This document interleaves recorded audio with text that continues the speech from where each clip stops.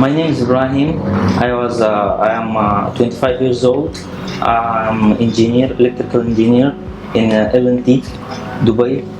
I was a previous footballer.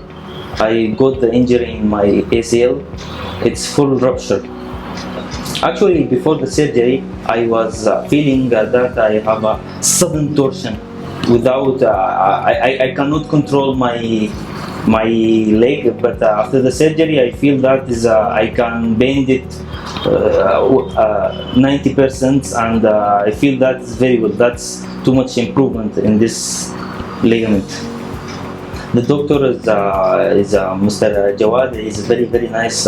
He have a lot of experience in this orthopedics, and I feel actually too much comfortable to follow with him. He's not making big issues for anything. He's handling normally. Actually, I'm growing fastly. After 2 weeks from the surgery, I'm walking normally.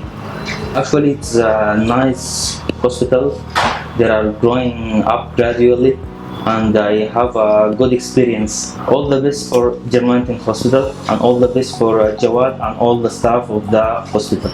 Zero infection. There are no compromises. Promising